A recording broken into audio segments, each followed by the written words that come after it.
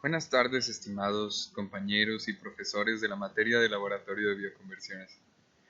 En este video vamos a presentar la práctica número 4, fermentación en estado sólido. Bueno, ¿qué es una fermentación en estado sólido? Cuando el ser humano empezó a trabajar con microorganismos, generaron varios quesos y cerveza, pero principalmente quesos en los cuales insertaban moho u hongos y los ponían a madurar, como el queso Roquefort o el queso Brie. Estas fueron las primeras fermentaciones en estado sólido. En la actualidad, una fermentación en estado sólido pues se refiere al crecimiento de un microorganismo sobre un sustrato insoluble en ausencia de una fase libre, variando la humedad entre 30 y 80%. Bueno, ventajas económicas de la fermentación en estado sólido son los bajos niveles de humedad que maneja, disminución de volumen del medio, alta productividad y que pues el tratamiento de fluentes se reduce ampliamente. Principales aplicaciones de la fermentación en estado sólido es la producción de enzimas, estudios con diferentes sustratos y diferentes condiciones de producción. Esta técnica permite la utilización de diferentes microorganismos. Objetivo general. Como objetivo general tenemos aprender a realizar una fermentación en estado sólido mediante la producción de amilasas usando Aspergillus niger, así como purificar dichas enzimas. Objetivos específicos. Producir amilasa mediante fermentación en estado sólido usando Aspergillus niger como biocatalizador y purificar las enzimas generadas en la fez. Y aquí se encuentra la lista de materiales y equipos que utilizamos. Y la metodología que se siguió fue, primero se preparó el soporte, el sustrato, y se pesaron 50 gramos de papa y se cortó en trozos de 0.5 centímetros cuadrados. Colocar sobre un vaso de precipitado y lavar con solución salina. Colocar en 2 matraces Erlenmeyer y esterilizar. Preparación de inóculo. Agregar 1 mililitro de agua estéril a una colonia de Aspergillus niger, crecida en medio sólido. Agregar suspensión de esporas a 20 mililitros de medio líquido. Incubar a 37 grados centígrados por 48 horas. Filtrar suspensión de esporas usando gas estéril.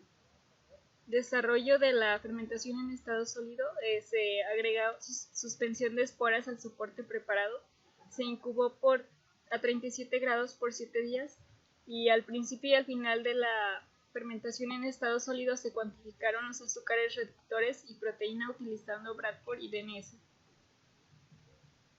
Para la purificación de enzimas, terminada la fermentación, se agregaron 100 mililitros de agua destilada al matraz y se agitó vigorosamente.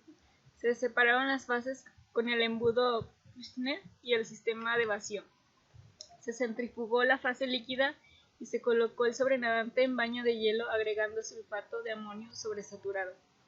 Se centrifugó el sobrenadante con sulfato y se resuspendió la pastilla en buffer de fosfato a pH 7 y finalmente se determinó la proteína total utilizando el método de Bradford. Bueno, de resultados, para la primera sesión, tras la preparación del soporte sustrato, debió realizarse una inoculación en el matraz de 500 mililitros y en un matraz de 250 mililitros, además de la inoculación en el medio de cultivo previamente preparado. Sin embargo, solo se realizó en el matraz de 250 mililitros y en el medio de cultivo, lo cual nos retrasa en el desarrollo de la experimentación. Previo a realizarse la inoculación, se hizo un conteo por cámara de Neubauer de las esporas de la colonia empleada, lo cual nos arrojó los datos mostrados en la tabla. Aquí están los resultados obtenidos de la tabla 1, donde se cuantificaron las esporas iniciales, donde en el primer cuadrante obtuvimos 16, en el segundo 7 y en el tercero 4. Para la segunda sesión, tras verificar el crecimiento en medio líquido, se prepara un nuevo soporte utilizando granos de arroz, sometiendo al mismo proceso de preparación. Se inocularon ambos matraces, papa y arroz.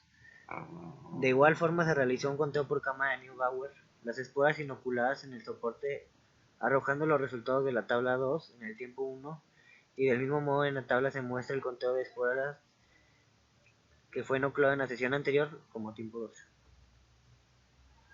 Aquí está la tabla 2 donde se muestra el conteo de esporas para arroz y papa. Para el tiempo 1 en el primer cuadrante tuvimos 7, en el segundo 8, tercero 6 y cuarto igual 6. Y para el tiempo 2 en papa y arroz obtuvimos en el primer cuadrante 9, en el segundo 14, en el tercero 10 y en el cuarto 7.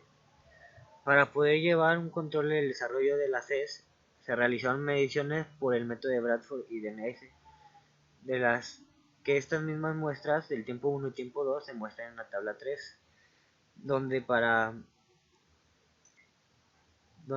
papa en el tiempo 1 obtuvimos para DNS .5, papa y arroz en el tiempo 2.052 y para Bradford en el tiempo inicial obtuvimos .355 y en el tiempo 2.014.